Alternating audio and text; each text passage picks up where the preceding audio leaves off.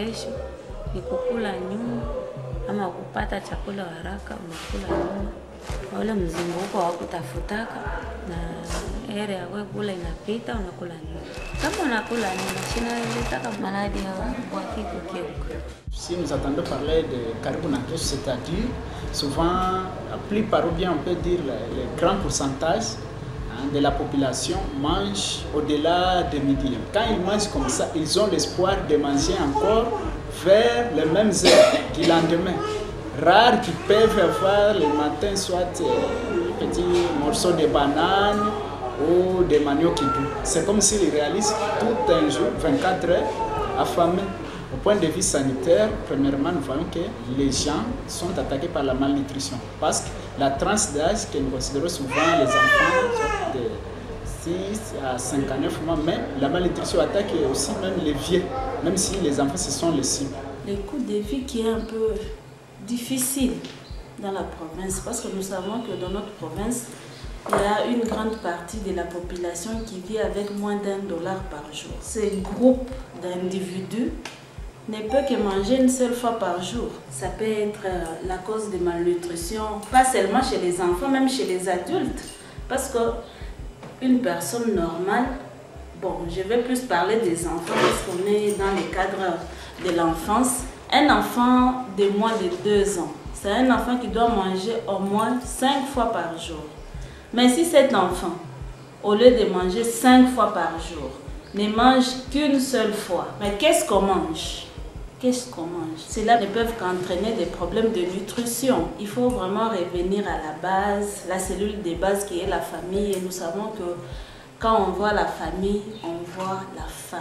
Il faut rééduquer cette femme parce que c'est la femme qui alimente les enfants. L'homme est tout le temps absent. Cette femme doit savoir quelle est l'alimentation équilibrée pour un enfant d'1 année, un enfant de 2 ans, un enfant au-delà de 2 ans. Pour le cas de la zone de santé de Kindu, c'est un vrai problème de santé publique parce que plus de 10% de la population est touchée.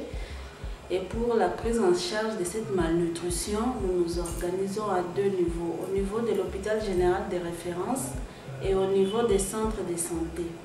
Au niveau de l'hôpital général de référence, nous prenons en charge les cas de malnutrition aiguë avec complications.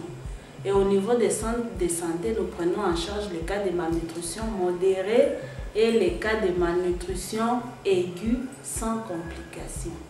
Huyu anaanza ni kuhakisha mambo. Kisha kuwaka ndio anaanza kugeuka. Kitangu mikulu inaanza kukatika, leo juma 2 atembee tena.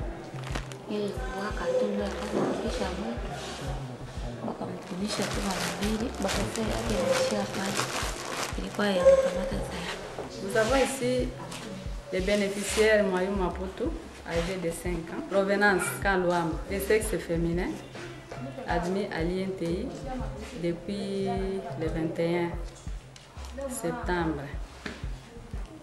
Moyouma, à son admission, il avait 3 croix des édèmes. Les médicaments donnés pour le traitement systématique, on a donné l'amoxicilline en réseau de 3 fois, 1 comprimé par jour. On a donné le Fansida et aussi l'acide folique. Pour le traitement nutritionnel, Moyouma reçoit 260 ml par repas de F75. Maintenant, nous sommes à son 4e jour d'admission. Aujourd'hui, il a fait une convulsion à fébrile. On a donné phénobarbital. Le message que je peux donner aux mamans, c'est de donner aux enfants les 3 sortes d'aliments. Nous, en tant que coordination chargée de la nutrition, nous avons notre partenaire UNICEF. Et c'est lui, UNICEF, qui nous appuie avec les intrants. Les intrants tels que les plans pinantes, il y a les laits thérapeutiques F75 et F100.